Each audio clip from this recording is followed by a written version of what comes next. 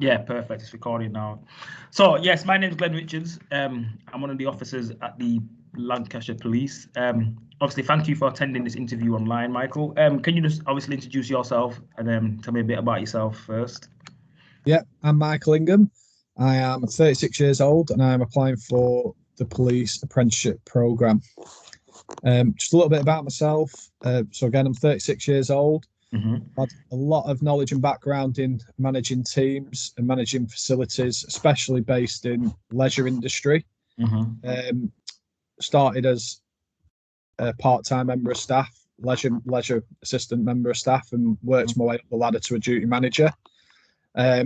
After a period of roughly 9 years of managing, I decided I wanted to push myself a bit further in an area I wasn't familiar with or as familiar with. And I was successful in a role at Blackpool and the Fylde College Mm-hmm. as an administration team leader. Yeah. I did that role for 9 to 12 months. I left due to me being successful in another position. Mm-hmm. So I've just always wanted to push myself and look at becoming sort of a better manager and putting myself in more experience really in different job roles. And then I more recently moved into looking after kids in residential care. Yeah. I've been doing that for over a year now, so really enjoy the job. It's given me wide variety of knowledge, and it's opened my eyes to more needs of young people. Perfect. Well, obviously we're interviewing all day, so obviously there's a series of questions I'm going to ask you. Obviously at the end of the questions, if you have anything you want to ask me, feel free. Hopefully, my last interview is at 6 o'clock this evening, so I'll be able to let you know this evening if you've been successful with this post. Okay. Is that all right? Yeah. So first questions. Obviously, if you want me to repeat the question, just let me know. Obviously, the first one you've kind of already answered, which is to tell you a bit about myself. So I'm going to jump straight to question 2, which is, why do you want to do the police apprentice route? So from an early age, I've always wanted to look at a uniform service, whether it be police or ambulance.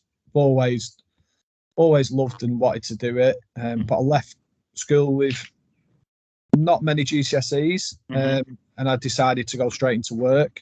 Yeah. And that's working for the council, which I started at the age of 16. I did a spell at college and gained a diploma in sport. Yeah. And yeah, just working for the council took me away from obviously applying for the police and another uniform service. So as I've got older and I've got young kids now, I've decided I want to sort of push and go for a career option that I've always wanted to do. More recently, I've just started a level 3 in uniform services because I want some more background knowledge and some more to develop my skills in areas I wasn't sort of ready for really. Again, been heavily based in leisure, so I've wanted to apply for the police because it's been a goal of mine for a long time. Perfect. You mentioned the course that you're doing at the level 3 public service course. What units are you doing on that course? So yeah, I'm doing 3 different units. I'm doing courts, radicalisation and British values, and yeah, just various police background information. What do I want to do, and researching the areas I want to go through. Perfect. Obviously, being a police officer, you have to deal with difficult situations. So can you tell me a time when you've had to resolve a conflict? Yeah. So in my current position, a young person who is going into crisis needs to be restrained. We have a lot of training on how and when we should be appropriately intervening.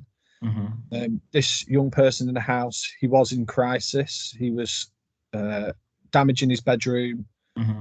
He was verbally and physically aggressive to a female member of staff. At that point, I decided he needed to be restrained because he damaged his room. He could have hurt himself. So we obviously had to take the safety of him and my colleague into consideration. And yeah, we physically restrained him. In a double arm lock. Did have him on his knees, which then he was on the floor, but then we, followed the guidelines and pulled him back up. Got him standing. It felt like an hour, but it was only roughly 6 minutes where we were actually physically restraining him.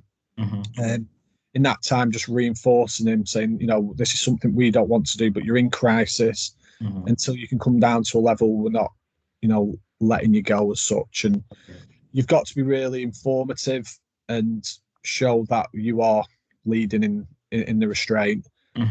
We did both, me and my colleague, get a few elbows, a few kicks. And again, it's not personal. It's just, this is part of the job. And yeah, it was a successful restraint. We did bring him down to a level where he could sit in the front room for 10, 15 minutes, where he did calm down. He was upset. I mean, we were both upset as well. It wasn't a nice situation. The other young people in the house, they were upset. But we did everything by the book. The reports and the report from the young person. There was no sort of nothing else we could have really done to avoid the situation or made the situation any better. Like I say, it was a positive outcome. The young person, a few hours after the intervention, he did come round and actually speak to me about it, and told me his views and what maybe we could have possibly done prior to it. But he agreed at that time that he was in crisis and there was no other way to pull him out of that crisis. Perfect. In terms of the restraint stuff, how often do you get kind of training with your job role to deal with restraint? Before you can be on shift, really, you have to do the restraint training. It's a full day, and there is obviously other people on who have done it before, and there is new members of staff. You are told about how you can try and prevent it, what other measures you can use, what arm locks you can use, for example. You don't use any restricted on the breathing restraints, so it is literally arm and leg locks. You don't kneel on the back like some people think. And so you've got to be very tactical as well of where you can do the restraint. If it could harm yourselves or the young person, you can try and guide them away from that situation. But then it's annual, so you can do an annual top up, or it's every 2 years if you don't have that top up. All right, okay, nice one. Thanks for answering that question. The next one, can you describe a time when you've had to make a decision quickly, and what was the outcome? I'll base it on my leisure experience. As a manager, when you open up the shift, you have to ensure the whole building is safe before you can let the customers and staff in. Noticed when I opened up at reception, I could smell chlorine. Never usually happens, so I quickly realised there was a problem in the plant room. Instructed all staff to stay at reception, passed them a radio, and I went to the plant room. Upon seeing in the plant room, the day tank was flooded, which is over 200 litres of sodium hypochlorite, which it's very hazardous. Can cause you a lot of irritations, breathing difficulties. My main concern was, has the pool got chlorine in? Because at that moment in time, the chlorine was safe. So quickly informed the staff, informed reception, the pool would not be opening at 6:30. Pool tested, there was no chlorine in the pool.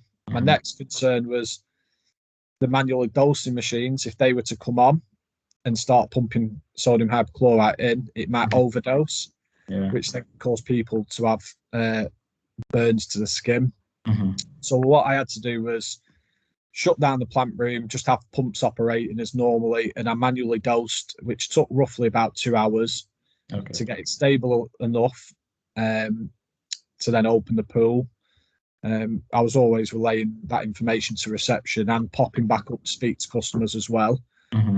It doesn't happen often. There was a leak in the pipe which flooded the pit. Again, we was manually dosing for roughly 2 days from that, getting contractors out to fix the day tank pumps and also pump the chlorine out. Afterwards, it was very successful from what we did, because we communicated very quickly with customers and staff. So we really limited the amount of complaints from having just a quick decision and quick communication. Nice one. Perfect response. Next question. Can you tell me about when you went above and beyond your responsibilities while on duty? So again, basis on leisure, there was a pool pool and aerobics class taking place. I was on pool myself. I was the manager on shift, but I was also on pool.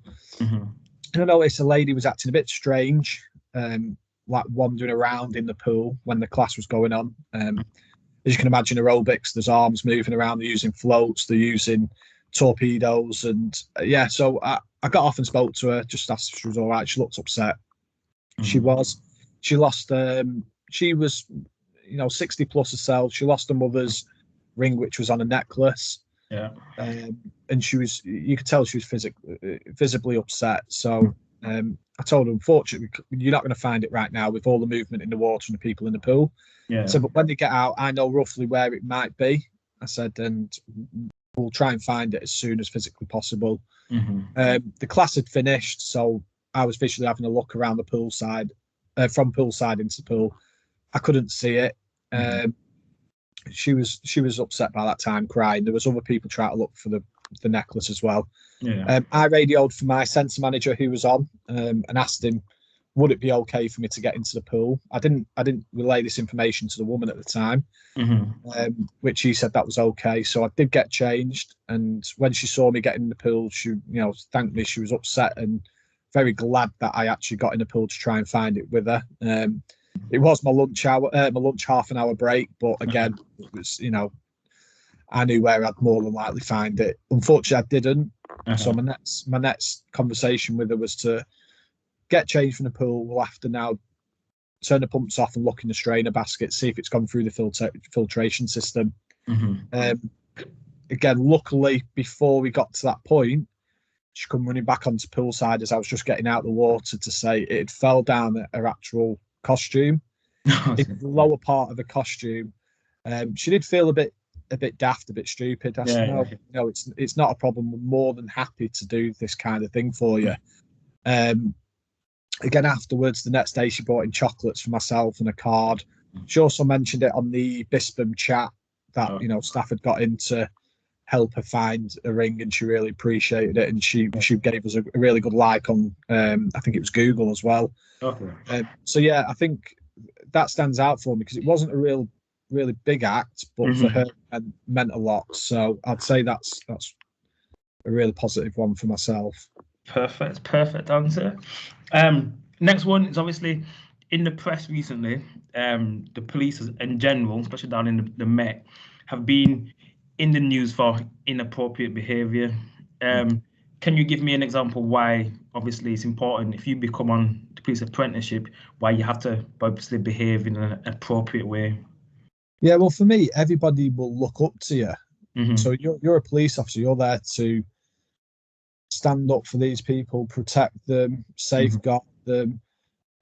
You're also there to be trusted. So it's very easy, once the trust is broken, for you not get it back. And I kind of think that it's very similar to when you're working high up as a manager as well. When you've got the customers, they see you as the focal point of that business, and you have to be 100% by the book. You can't do anything to break the trust. Once that's broken, you struggle to get that back. And I think it's not just maybe the Met. I think that's across the board. A lot of the police do have a lot of negative imagery, especially when you look at the American police as well. Yeah. I think with social media, it doesn't help. So you really have to be very wary and understanding, and do not try and do anything inappropriate, because again, it's more of a trust thing. You are there to protect and serve the people.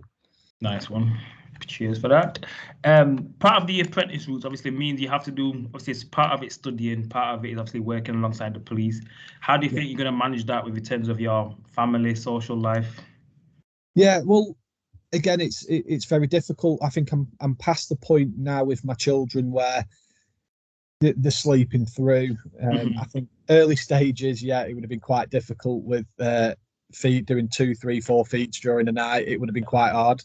But again, it's managing my time where once they're in bed, I could do more work. And I know there is, I think your first year, there's roughly around 35 weeks worth of being sort of in a college setting or university setting.